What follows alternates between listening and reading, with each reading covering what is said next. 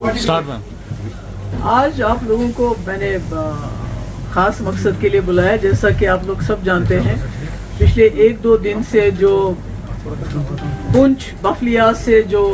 खबरें आ रही हैं बहुत ही अफसोसनाक हैं, तकलीफ देह हैं। पहले वहाँ 5 आर्मी के जवान जो हैं जाँ बहक हुए मिलिटेंट के एम्बुश में, उनके हमले में। और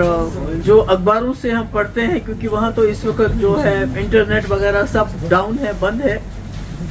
तो उसके बाद शायद मिलिटेंट हाथ नहीं आए हैं, भाग गए हैं, क्या हुआ है क्या नहीं हुआ है। मगर उसके बाद वहाँ एक गांव है टोपी बफलियाज में, वहाँ से आर्मी ने 15 लोगों को पिकअप किया पूछताछ के लिए। और उसके बाद उनमें से 3 जो लोग हैं, एक तो सफ़ीर हुसैन है, एक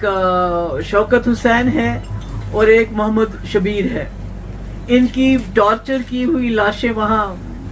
एनकाउंटर साइट के पास ही मिली हैं। और जो बाकी लोग हैं वो 12 लोग जो हैं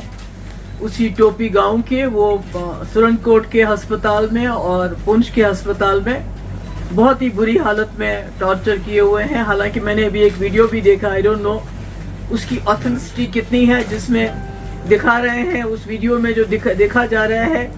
कि आर्मी के लोग जवानों को लेटा के नीचे उनके कपड़े उतार के उनको पीट के उसमें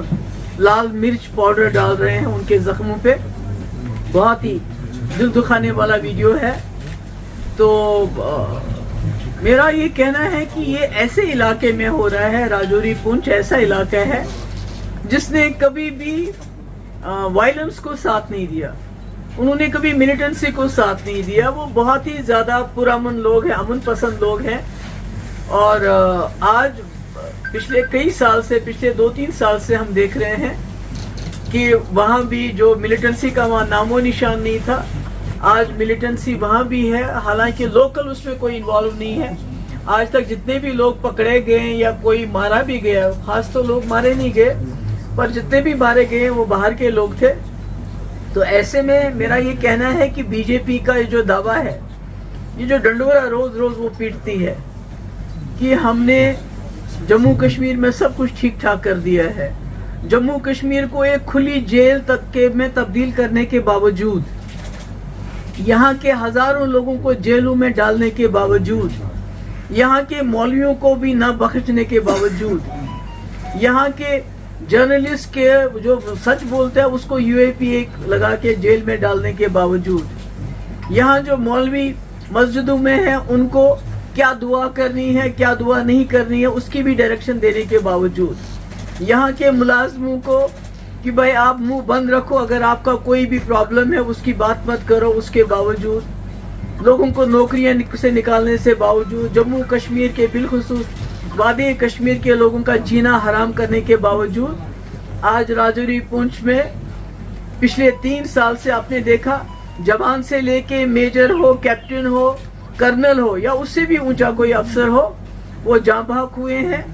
और अपनी नाकामी छुपाने के लिए बीजेपी की जो सरकार की, अगर किसी और सरकार में ये होता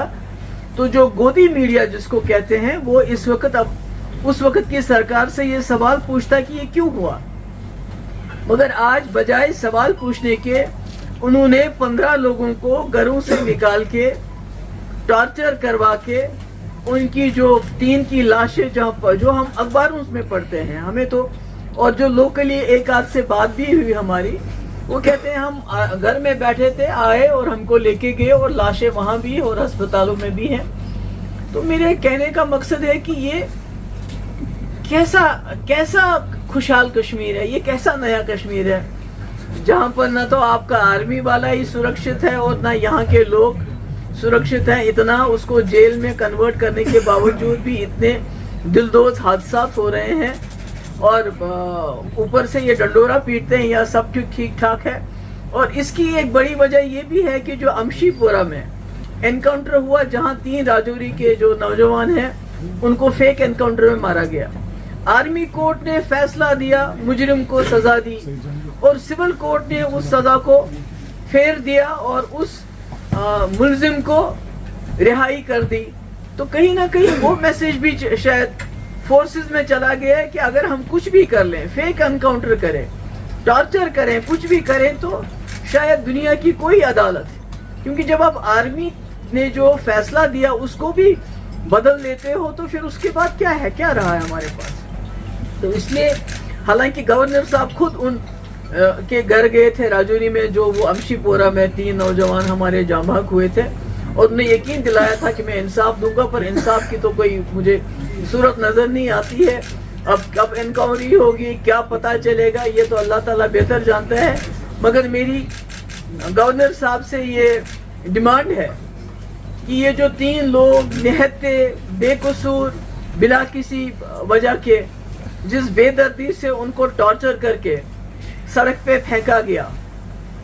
تو کم سے کم جب تک آپ انکوائری کریں گے، کیونکہ شاید یہ عادت سی پڑ گئی ہے ہماری کہ ہم ڈیمانڈ کرتے ہیں یہ انکوائری وہ انکوائری، بعد میں اس کا کوئی خاص نتیجہ تو ہوتا نہیں۔ ایک ہی انکوائری ہوئی تھی امشی پورہ کی، اس میں بھی آپ سزا پلٹ دی ہمارے سول کورٹ نے، آرمی کورٹ کی جو رولنگ تھی۔ تو ہم یہ کہیں گے، ان سے یہ کہیں گے کہ کم سے کم جب تک انکوائری ہوگی، اس کی رپورٹ آئے گی، تب تک یہ جو 3 غریب نوجوان، اس میں ایک سب سے بڑا 40 سال کا تھا، باقی تو کم عمر کے ہیں، ان کو 50-50 لاکھ روپے ان کے گھر والوں کی، جو بہت غریب لوگ ہیں، ان کو ملنا چاہیے۔ اور اس کے ساتھ جو لوگ ہسپتال میں اس وقت زندگی اور موت کی لڑائی لڑ رہے ہیں، ان کا علاج، اور کم سے کم ان میں سے مجھے نہیں معلوم کتنے لوگ بچیں گے کتنے نہیں بچیں گے، مگر جو لوگ بچ جاتے ہیں کم سے کم ان کو بھی 5-5 لاکھ روپے واگزار ہونا چاہیے، تاکہ آگے سے یہ ایک میسج چلا جائے۔ اگر آپ سزا نہیں دے سکتے ہیں جو اس میں جرم کرتے ہیں، جو آرمی کے ساتھ ہو اس کو ہم کنڈیم، سب نے کنڈیم کیا، کون ہے جس وہ اس کو کنڈیم نہیں کرے گا؟ یہ بھی کسی گھر کے بچے ہوتے ہیں، لوگ ہوتے ہیں، اپنی روزی روٹی کمانے کے لیے نکلے ہوتے ہیں، اور ملٹنٹوں نے ان کو ایمبوش کر کے جاں بحق کیا، ہم نے اس کو کنڈیم کیا۔ مگر جو یہ 3 لاشیں آپ نے وہاں پھینک دی، جو اپنے ہسپتال میں 12 لوگوں کو زخمی کر کے چھوڑا ہے، اس کو کون کنڈیم کرے گا؟ اس کا حساب کون دے گا؟ تو میں گورنر صاحب سے بڑی معتبانہ طریقے سے بات کرنا چاہتی ہوں کہ آپ روز روز یہاں نئے کشمیر میں کیا کیا ہو رہا ہے، کتنا اچھا ہو رہا ہے، اس کی بات کریں، تو آپ اس کی طرف بھی ذرا دھیان دیجئے کہ آپ کی ناک کے نیچے کیا ہو رہا ہے، کس طرح نہتے 15 لوگوں کو اٹھا کے ان کو ٹارچر کر کے 3 کو ختم کیا گیا، اور باقی ہسپتالوں میں زندگی اور موت کی لڑائی لڑ رہے ہیں۔ تو میں امید کرتی ہوں کہ اس میں جو ہے گورنر صاحب، میں نے پہلے ہی کہا کہ انکوائری ہم نے دیکھی ہے، اس کا رپورٹ کب آئے گا، کیا آئے گا، کیسا رپورٹ آئے گا، مگر کم سے کم ان لوگوں کو معاوضہ امیڈیٹلی ملنا چاہیے، ان کو بھی جو زخمی ہیں ان کو بھی ملنا چاہیے۔ Thank you.